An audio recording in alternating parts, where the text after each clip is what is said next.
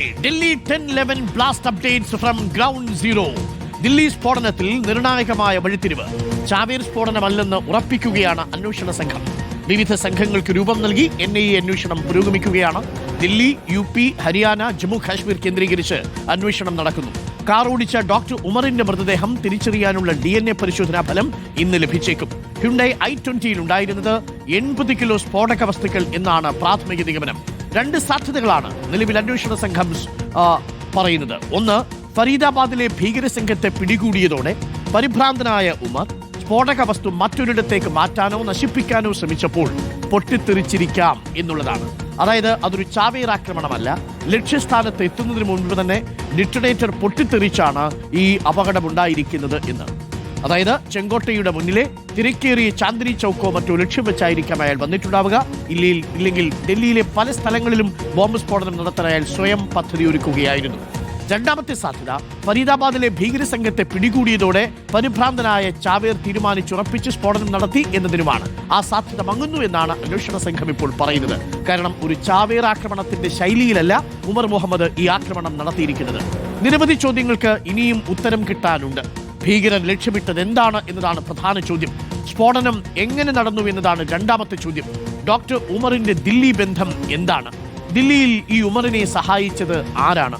മണിക്കൂറുകൾ ദില്ലിയിൽ ഉമറിനെ കാറും സ്ഫോടക വസ്തുക്കളുമായി കറങ്ങാൻ കഴിഞ്ഞിട്ടും ഇന്റലിജൻസിന് ശ്രദ്ധയിൽപ്പെടാതെ പോയത് എന്തുകൊണ്ടാണ്?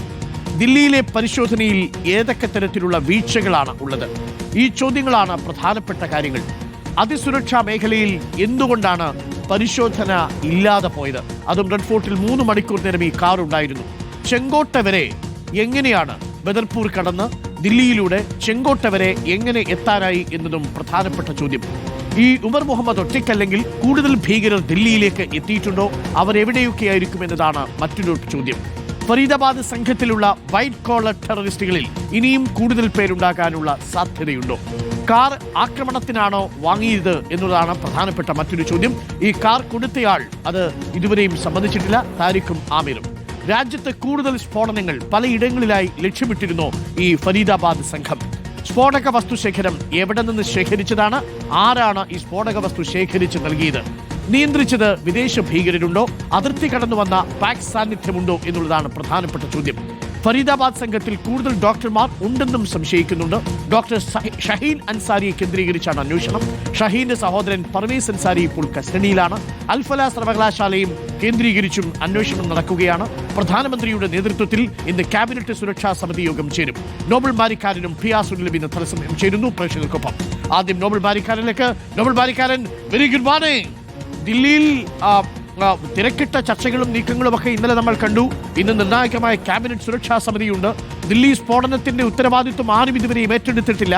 സാധാരണ ഇത്തരം സ്ഫോടനങ്ങളൊക്കെ നടന്നാൽ അതിന്റെ ഉത്തരവാദിത്വം ചാവേറുകൾ ഏറ്റെടുക്കാനാണ് പതിവ്. അപ്പോൾ ഇത് ഉമർ മുഹമ്മദ് ലക്ഷ്യസ്ഥാനത്ത് എത്തുന്നതിന് മുമ്പ് അബദ്ധത്തിൽ പൊട്ടിയതാണ്, ഒരു ചാവേർ ആക്രമണമല്ല എന്ന ഒരു സംശയം ബലപ്പെടുകയാണോ അന്വേഷണ സംഘത്തിന്? Nobel, good morning.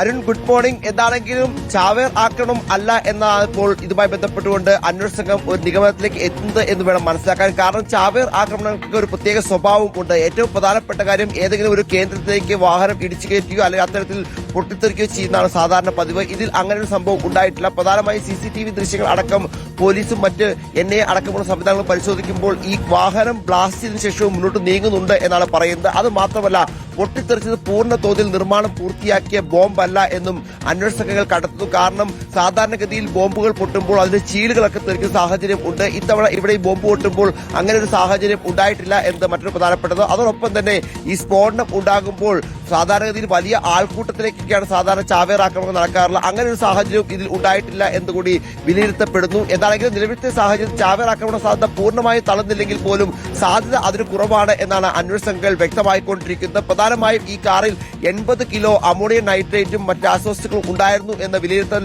ഇപ്പോൾ അന്വേഷണ സംഘത്തിന് ഉണ്ട്. അതുമാത്രമല്ല, ഉമർ മുഹമ്മദ് ഈ ഫരീദാബാദ് കേന്ദ്രീകരിച്ചുകൊണ്ട് നടത്തുന്ന തീവ്രവാദ പ്രവർത്തനങ്ങളിലെ പ്രധാന കണ്ണി, വൈറ്റ് കോളർ തീവ്രവാദത്തിന്റെ പ്രധാന കണ്ണിയാണ് എന്നും ഇതിൽ അന്വേഷണ സംഘങ്ങൾ കണ്ടെത്തുന്നു.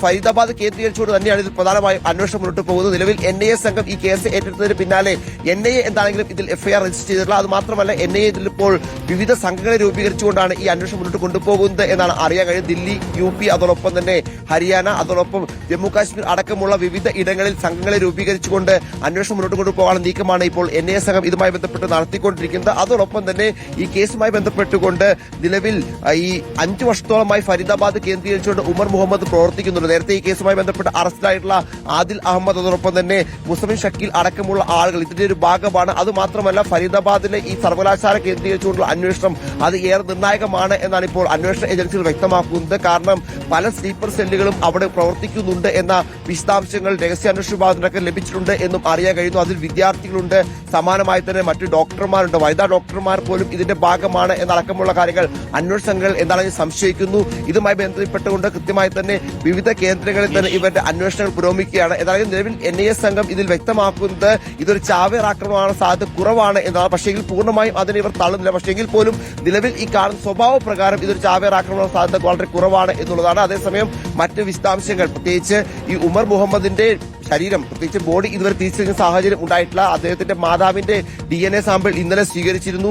അതുമായി ബന്ധപ്പെട്ട പരിശോധനാ ഫലം ഇന്ന് വരും എന്നാണ് പ്രതീക്ഷിക്കുന്നത്. കാരണം ചില ബോഡികൾ അവിടെ പൂർണ്ണമായും ഛന്നഭിന്നമായി, അതായത് ബ്ലാസ്റ്റിന്റെ ഒരു തീവ്രതയിൽ പൊട്ടിത്തെറിച്ചു പോകുന്ന സാഹചര്യം ഉണ്ടായിട്ടുണ്ട്. അങ്ങനത്തെ ബോഡികളുണ്ട്. എന്താണെങ്കിലും അതിലൊന്ന് ഉമറിന്റേതാണ് എന്ന വിശ്വാസത്തിലാണ് ഉള്ളത്. അതുകൊണ്ട് തന്നെ DNA പരിശോധനാ ഫലം അടക്കം ഏറെ നിർണായകമാണ്. അതെല്ലാം ഇന്ന് വരുമെന്നാണ് അന്വേഷണ സംഘം പ്രതീക്ഷിക്കുകയും ചെയ്തത്. നിലവിലത്തെ സാഹചര്യത്തിൽ ഈ കേസുമായി ബന്ധപ്പെട്ടുകൊണ്ട് അന്വേഷണം നിർണായക ഘട്ടത്തിൽ വിവിധ സംസ്ഥാനങ്ങൾ കേന്ദ്രീകരിച്ചുകൊണ്ട് നീങ്ങുന്നു എന്ന് വ്യക്തമാണ്. അതിന്റെ ഭാഗമായി തന്നെയാണ് NIA എന്താണെങ്കിലും ഇതിൽ വിവിധ സംഘങ്ങൾ രൂപീകരിച്ചത്. അതോടൊപ്പം തന്നെ പ്രധാനപ്പെട്ട കാര്യം ഇന്നിപ്പോൾ ഈ കേന്ദ്ര സർക്കാരിന്റെ നേതൃത്വത്തിൽ സുരക്ഷാ സമിതിയുടെ യോഗമുണ്ട് പ്രധാനമന്ത്രി നേതൃത്വത്തിൽ. അത് വളരെ നിർണായകമാണ്. അതിലെന്തായിരിക്കും നിലപാട് സ്വീകരിക്കുക എന്ന് പ്രധാനപ്പെട്ടതാണ്. പ്രത്യേകിച്ച് രാജ്യതലസ്ഥാനത്ത് ഇത്രയും തന്ത്രപ്രധാനമായ സ്ഥലത്ത് ഇങ്ങനൊരു ആക്രമണം ഉണ്ടായത് കേന്ദ്ര സർക്കാരിനും വലിയ തരത്തിൽ തലവേദനയാകുന്നു. പ്രത്യേകിച്ച് പാർലമെന്റ് ശൈത്യകാല സമ്മേളനം വരാൻ പോകുന്നു. അതിന് മുന്നോടിയായി തന്നെ ഇതിൽ പ്രതിപക്ഷം ഇതിനോടകം തന്നെ രാജ്യസുരക്ഷയും ഒപ്പം ദേശീയ സുരക്ഷയൊക്കെ ഉയർത്തിക്കൊണ്ട് കേന്ദ്ര സർക്കാരിനും നരേന്ദ്രമോദിക്കുമെതിരെ ആരോപണം ഉന്നയിക്കുന്ന തുടരുകയാണ്. കേന്ദ്ര ആഭ്യന്തരമന്ത്രി അമിത്ഷാ രാജ്യടക്കം പ്രതിപക്ഷം ഇതിൽ ആവശ്യപ്പെടുകയും ചെയ്തു. സ്വാഭാവികമായും കേന്ദ്ര സർക്കാർ ഈ വിഷയത്തിൽ നിലപാട് ശക്തമാക്കേണ്ട സാഹചര്യമുണ്ട്. അതൊക്കെ ഇന്നത്തെ യോഗത്തിൽ ചർച്ചയാകും എന്നാണ് നമുക്ക് അറിയാൻ കഴിയുന്നത്. അരുൺ.